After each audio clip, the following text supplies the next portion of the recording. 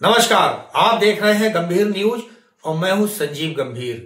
बरेली के वरिष्ठ बाल रोग विशेषज्ञ डॉक्टर अनीस बेग साहब इंग्लैंड के दौरे से बरेली लौट आए हैं।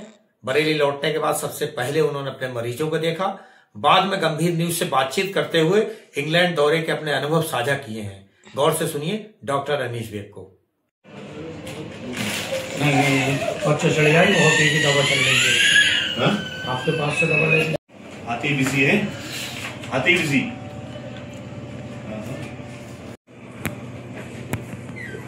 और कोई परेशानी तो नहीं है?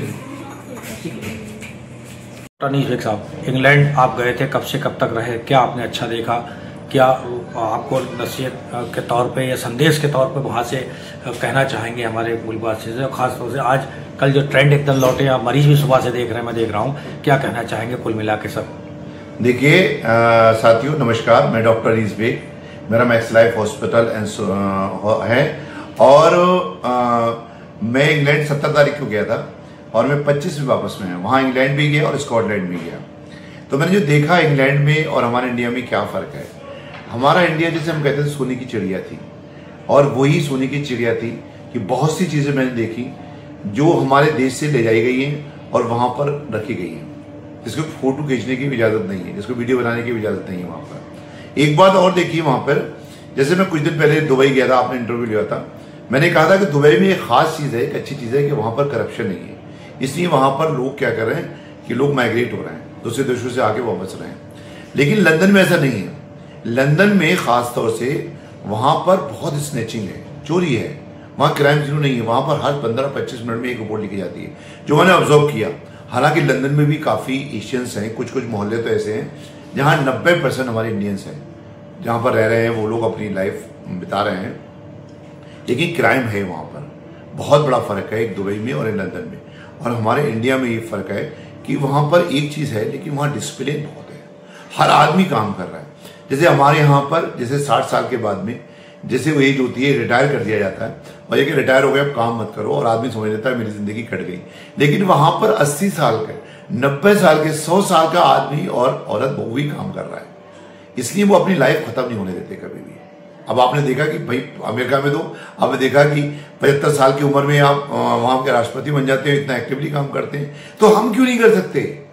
हम लोगों को यह है कि हम लोगों को जो हमारे बुजुर्ग हैं वो बोझ लगने लगते हैं, लेकिन हम बुजुर्गों को ऐसा ट्रेन करें, ऐसी फिटनेस दें उनको कि इस फिटनेस पे जब हम उनकी काम करेंगे तो वो फिट रहेंगे और काम रहेंगे, वो बोझ नहीं बनेंगे। जो बोझ माँ बाप समझ लेते हैं, कितने केस होते हैं हमारे यहाँ कि भाई ये कि वो फिटनेस की वजह से बोझ समझने लगते हैं माँ बाप को। हम लोग जो हमारे बुजुर्ग हैं उनको ऐसा ट्रेन करें कि वो लोग फिट रहें और वो काम करते रहें। नंबर एक बात। दूसरी बात जो है, जैसे मैंने कहा कि डिसिप्लिन बहुत है, हर आदमी काम कर रहा है और वहां पर फिटनेस बहुत ज्यादा है, बहुत फिट है लोग, ये डिफरेंस है। यहाँ फिट नहीं है लोग, वहां फिटनेस, हर आदमी फास्ट वॉक कर रहा है, चला जा रहा है स्ट्रीट पे।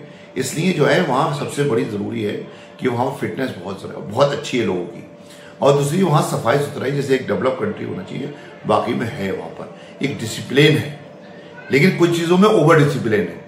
जैसे कि जो किंग हैं उनके सामने जो गार्ड रहते हैं, और एक जगह और जगह कहाँ गार्ड रहते हैं, उनको मुस्कुराने तक की इजाजत नहीं है। तो ये क्या बात है यार? अरे मुस्कुराहट, कीप स्माइलिंग तो हमारा नारा है भाई। मैंने उसकी कोशिश करी कि उनको मुस्कुरा दूं, कम से कम कई बातें भी करी, लेकिन वो मुस्कुरा के नहीं दिए। वो लोग कहते हैं कि अगर मुस्कुराएंगे तो उनकी नौकरी छिन जाएगी।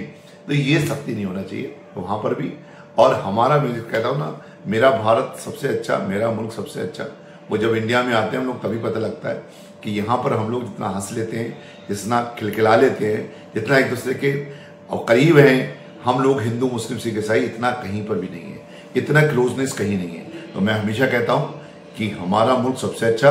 वहाँ गली देख के आया मैं, वहाँ पर वो अच्छा ही है। वहाँ पे जो चीज़ें कहीं से आ जाते हो तो सीख के आते हो अपने मुल्क के लिए। तो मैं आगे आने वाला, अगर मेरे हाथ में पावर दी मेरी जनता ने, तो मैं चाहूँगा कि मैं गलियाँ जो हैं और वैसी बनाऊँ जैसे इंग्लैंड में है। और सबसे अच्छी बात है वहाँ पर अंडरग्राउंड इलेक्ट्रिसिटी है, अंडरग्राउंड वहाँ ड्रेनेज है।